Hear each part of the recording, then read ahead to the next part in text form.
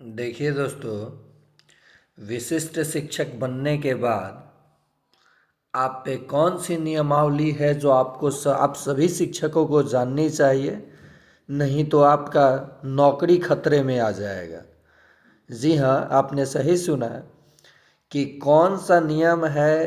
बिहार विद्यालय विशिष्ट शिक्षक नियमावली 2023 में जो उसका संशोधित रूप 2024 लाया गया है, तो उसमें कुछ संशोधन कुछ बातों पे किया गया है। स्थानांतरण को लेकर, वहीं ट्रांसफ़र प्रक्रिया को लेकर आपके नियमावली में बहुत सारे बदलाव थोड़ा थोड़ा हुए हैं। कौन से नियम आपको परेशान कर देगा और कर रहा है, और कौन से नियम आपको जानना बहुत ज़रूरी है, इस पे हम लोग चर्चा करने वाले हैं। देखिए यहाँ 6 नंबर पॉइंट को आप देखिए। ये 6 नंबर पॉइंट क्या कहता है, और ये राज्यकर्मी बनने के बाद आप पे सारे के सारे नियम लागू हो जाएंगे या थोप दिए जाएंगे। बिहार विद्यालय विशिष्ट शिक्षक नियमावली 2023 में एक नया नियम यानी 10 ख आचरण संहिता का अंतः स्थापन किया गया है। मतलब आपके अंदर कौन कौन से आचरण को लाना होगा। क्योंकि देखिए, किसी भी बात पे जो आपके फेवर में नहीं होता था सरकार का नियम, आप आंदोलन करने जाते थे ना, लेकिन अब नहीं जा सकते हैं जब आप विशिष्ट शिक्षक के रूप में योगदान दे देंगे यानी राज्यकर्मी बन जाएंगे। तो चलिए हम लोग समझते हैं इस सारे नियम कौन कौन से लागू हो जाएंगे आप पे। जैसे योगदान देते हैं उस तिथि से ये सारा का सारा नियम का पालन आपको करना होगा। ठीक है। वही चीज़ शिक्षक नियम 2023 के नियम क के बाद एक नया नियम यानी ख के रूप में अंतः स्थापित किया जाएगा जब आप योगदान दे देते हैं तब। क्या है 10 ख आचरण संहिता? तो पहला है सरकारी आदेश का पालन करना। तो आप लोग क्या सभी लोग पालन करते हैं, ठीक है। निर्धारित पाठ्यक्रम को सुगम एवं सुलभ ढंग से पूर्ण करना या कराना, ठीक है, ये सभी शिक्षक कराते हैं। नेक्स्ट है समय पर विद्यालय आना और निर्धारित रूटीन के अनुसार कक्षा का संचालन करना, ये भी ठीक है। अगला है शैक्षणिक वातावरण को दूषित नहीं करना। कोई नहीं करता है, शैक्षणिक वातावरण को दूषित नहीं करना। अगला बात है, पांचवा पॉइंट है दूसरे शिक्षक को पठन पाठन नहीं करने में व्यवधान नहीं करना। दूसरे शिक्षक को पठन पाठन नहीं करने में व्यवधान नहीं करना। छठा पॉइंट है शिक्षण कार्य से इनकार नहीं करना। अगर आपको कहा जा रहा है कि आप बच्चों को पढ़ाइए तो आप इनकार नहीं कर सकते हैं। ये वाला चीज़ देखिए, महिला शिक्षिका छात्राओं के साथ अमर्यादित व्यवहार नहीं करना। यहाँ लिखा गया है कि महिला शिक्षिका छात्राओं के साथ अमर्यादित व्यवहार नहीं करना। मतलब अपशब्द नहीं बोलना, उनको हे नज़र से नहीं देखना। यानी सीधी सी बात है कि अमर्यादित व्यवहार आपको महिला शिक्षिका या छात्राओं से नहीं करना है। लेकिन यह प्रश्न आता है कि महिला शिक्षिका अगर छात्राओं को कुछ बोलती हैं या अपशब्द कुछ बोल देती हैं तब क्या होगा? तो उनको भी नहीं बोलना है, ठीक है। मैं किसी को हाथ नहीं पहुंचा रहा हूं, लेकिन हाँ, छात्र छात्राओं को तो आपको अपशब्द बोलना ही नहीं है। नेक्स्ट है, हाँ, आठवां पॉइंट देख लीजिए। अब आपको नेतागिरी नहीं करना है, अब आपको नेता नहीं बनना होगा। यानी किसी दल विशेष के पक्ष में राजनीति में संलिप्त नहीं होना। अगर ये सब देखिए, ये मैं इसलिए बता रहा हूँ आप लोगों को कि अगर ये काम आप करते हैं, मान लीजिए हम लोग लोकल क्षेत्र में रहते हैं, किसी के पार्टी में जाके बैठ गए या चले गए और कोई वीडियो बना लिया डाल दिया तो आपकी नौकरी भी जा सकती है, आप निलंबित भी हो सकते हैं। ये नियमावली लागू हो जाने के बाद आप पे, जब आप विशिष्ट शिक्षक के रूप में योगदान दे देते हैं तब। यानी यहाँ किसी दल विशेष के पक्ष में राजनीति में संलिप्त आपको नहीं होना है। ठीक है। निजी ट्यूशन, देखिए ये वाला चीज़, हाँ फ्री ऑफ कॉस्ट आप अगर पढ़ा रहे हैं अपने घर पे तो पढ़ा सकते हैं, लेकिन वो भी निजी ट्यूशन, कोचिंग एवं अन्य व्यावसायिक संस्थाओं में संलिप्त नहीं होना। यानी स्कूल टाइमिंग में, जो आपका स्कूल टाइमिंग है उस टाइमिंग में ना निजी ट्यूशन कराएंगे, और ये निजी ये चीज़ का यहाँ जिक्र नहीं किया गया है कि कब से कब तक, क्योंकि आप जब राज्य कर्मी बनते हैं तो इसका कोई टाइमिंग नहीं होता है। यानी आपको निजी ट्यूशन, कोचिंग और व्यावसायिक संस्थाओं से अलग थलग रहने को कहा जा रहा है इस नियम के अकॉर्डिंग। अगला पॉइंट है, बाल अधिकार का संरक्षण सुनिश्चित करते हुए बच्चों को मानसिक एवं शारीरिक रूप से प्रताड़ित नहीं करना।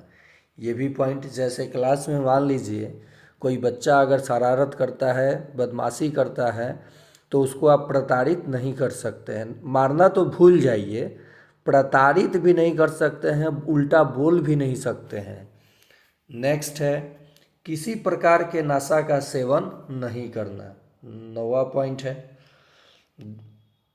11वां पॉइंट है, 9वां नहीं, ये 11वां पॉइंट है, मुझे ये IX दिख गया, सॉरी। अब 12वां पॉइंट देखते हैं, सामाजिक कुरीतियाँ विशेषकर बाल विवाह, दहेज प्रथा को दूर करने में सक्रिय भूमिका निभाना। यानी आप बच्चों में या फिर आपके आस पड़ोस जो माहौल है, दहेज प्रथा अभी भी बहुत प्रचलित है, अभी भी बाल विवाह हो रहा है, देखने को बहुत कम हुआ है, देखने को मिलता है। तो इसमें आपकी सक्रिय भूमिका होनी चाहिए कि ये चीज़ें न हो।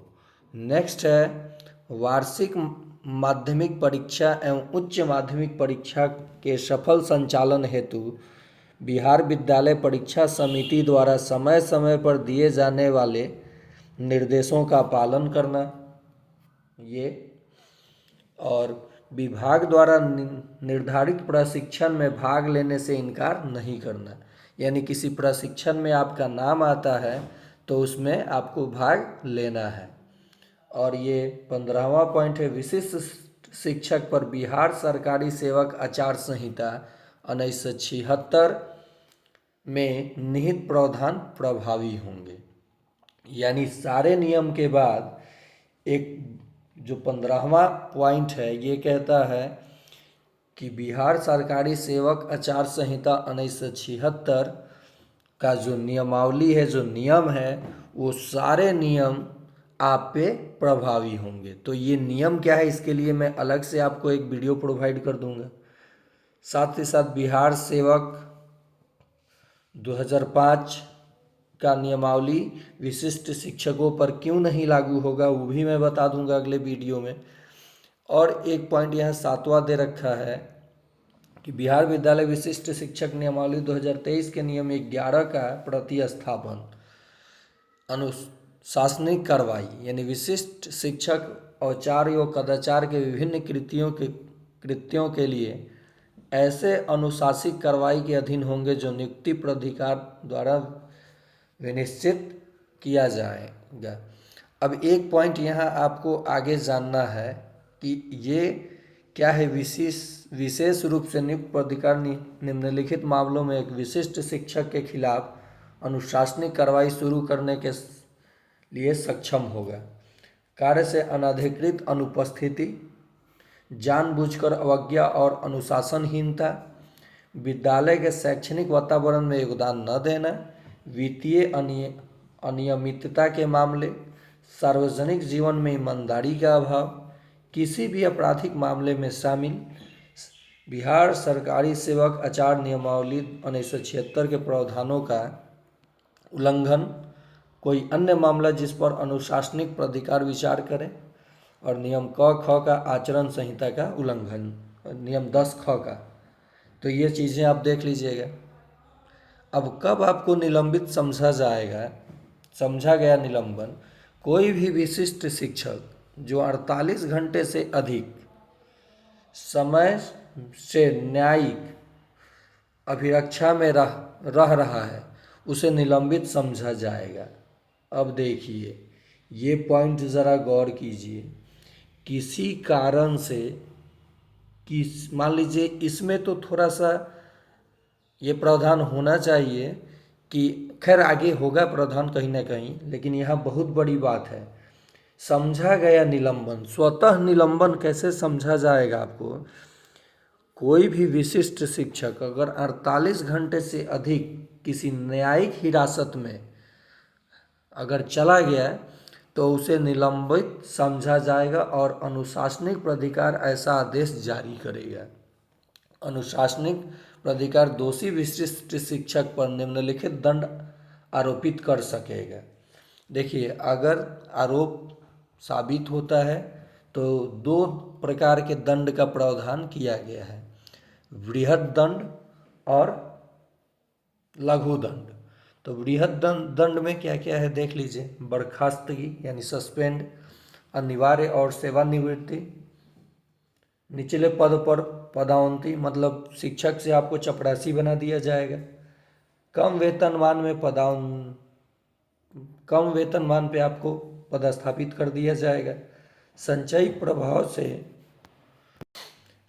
प्रभाव से वेतन वृद्धि यानी वेतन वृद्धियों को रोकना, यानी वेतन को भी रोका जा सकता है। और लघु दंड में क्या प्रावधान है ये देख लीजिए। लघु दंड है कि निंदन, आपका निंदन किया जाएगा, निर्धारित विधि से निर्दिष्ट दिनों के लिए सक्षम प्राधिकार के समक्ष उपस्थिति दर्ज किया जाना आवश्यक होगा, वेतन से कटौती के माध्यम से वित्तीय जुर्माना लगाना जो 15 दिनों से अधिक न हो, गैर संचयी प्रभाव से वेतन वृद्धि को रोकना, प्रोन्नति यानी आपको प्रोन्नति न देना। तो ये है लघु दंड और ये था वृहद दंड। साथ ही साथ निलंबन की जो बात किया जा रहा है, तो निलंबन के लिए भी नियम बनाया गया है, वृहद दंड आरोपित करने की प्रक्रिया। और एक चीज़ मैं जो ढूंढ रहा हूँ, लघु दंड, उसके बाद आपको भी पूर्व न्यायिक कार्यवाही की निरंतरता, नियमावली, नया नियम, इतना अंतःस्थापन, शिकायत निवारण। हाँ देखिए, एक चीज़ इसमें है फेवर में आपके कि शिकायत निवारण आप कर सकते हैं। अनुशासनिक प्राधिकार द्वारा पारित कोई भी आदेश पारित करने से 15 दिनों के अंदर क्षेत्रीय शिक्षा उप निदेशक के समक्ष अपील योग्य होगा। क्षेत्रीय शिक्षा उप निदेशक 30 दिनों के अंदर अपील का निष्पादन करेगा, परंतु क्षेत्रीय शिक्षा उप निदेशक आदेश पारित करने से पहले अपीलकर्ता की सुनवाई करेगा। यानी इसमें यह है कि शिकायत निवारण भी है। अगर आप पे कोई आरोप लगता है तो आप शिकायत कर सकते। ये शिकायत निवारण, अगर किसी शिक्षक के खिलाफ शिकायत होता है तब। और ये नियम था, राज्यकर्मी बनने के बाद इन सब बातों पे आपको ध्यान देना है। किसी भी तरह से कोई अगर मिस्टेक होता है तो आप अपनी नौकरी भी खो सकते हैं। इसलिए आप बिहार विद्यालय विशिष्ट शिक्षक नियमावली 2023, जब से आप विशिष्ट शिक्षक बनते हैं तो कौन कौन से नियम आप पे प्रभावी होंगे ये आप सभी को जानना चाहिए। और आगे आप अपने दोस्तों को ये वीडियो शेयर कर दें। आपका अपना चैनल स्टडी विथ राहुल 247।